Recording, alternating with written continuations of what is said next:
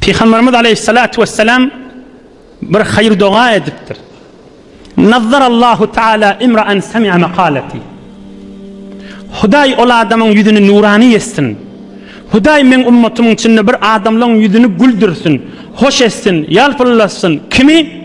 Men mübarek hadisimi eşitip, görüp, şonu başka adamlara yetirse, Huday şon yüzünü yalpırlap dururlardan etsin, nurani etsin, hoş etsin deyiptir.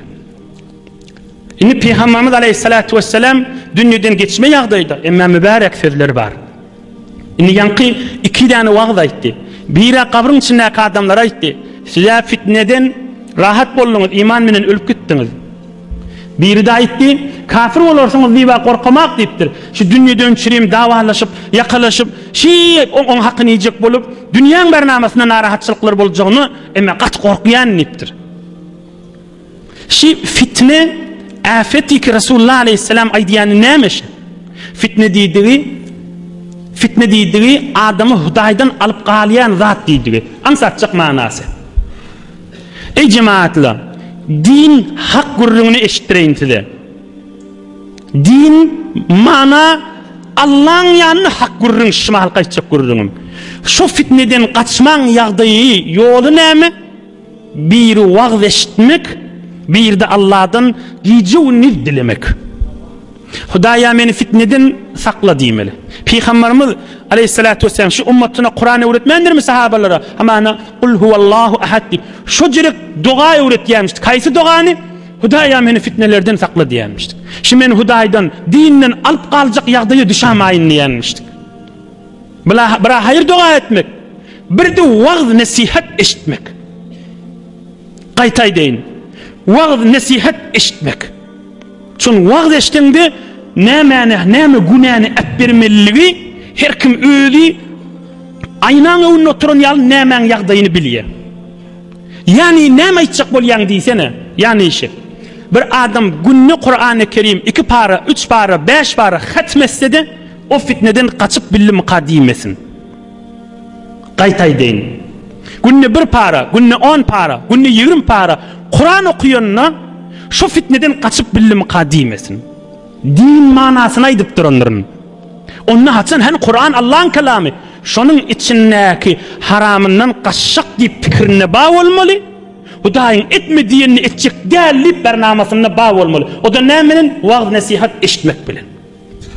Kur'an'ın içinde yine bir hadisini okuyup vereyim.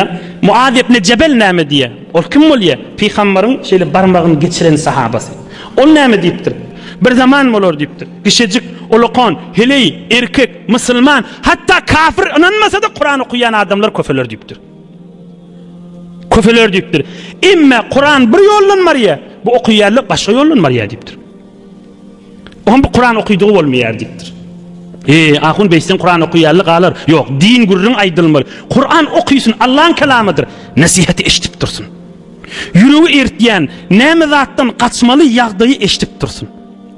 Muhterem beyik ustadları ki zahmet çekip Kur'an öğretyenler şagirdlerini şımalla oturan kendilerinin içinde. Hem ustad bolup oturuptur, hem şagird bolup oturuptur. Teşvik etsinler Resulullah'ın gurrunu eşitip dursunlar.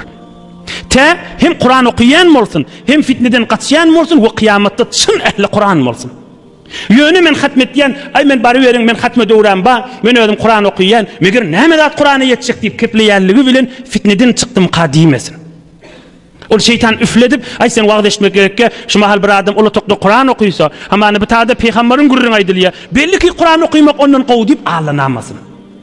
Kur'an'ın manzı, Kur'an'ın manası, cemaatla sahabalar var, Resulullah'ın şagirdleri. Ya bir sure ya 2 sure bilyemiştik de köpsü. Hazreti Ömer ne diye? 12 yıllap Suriye Bakara'nın üstünde durdum diye. Neçe yıl? 12 yıl fakat 3 paranın içinde durdum diye. Neçe yıl? 12 yıllap fakat Suriye Bakara okuyup gezdim diye. İçinin manasına amel edecek bulup. Makamma yaklaşacak bulup durdum deyiptir. 12 yıllap Suriye Bakara'da durdum diye. O yağdaylar bolacak derler. Ağallam şu vaaz nasihatları, Resulullah'ın tavşıran zatları, bir neçe zatları ki hevri qow düşünýänsiň ştatdan eşdeňdi, "Bä din muna ýarar" diýip bilýän zatlaryňy bilmeliler şolar. Allah Taala dünýäňiz ahiretiňiz awad edip iman baýlygyny gursaňy doly etsin.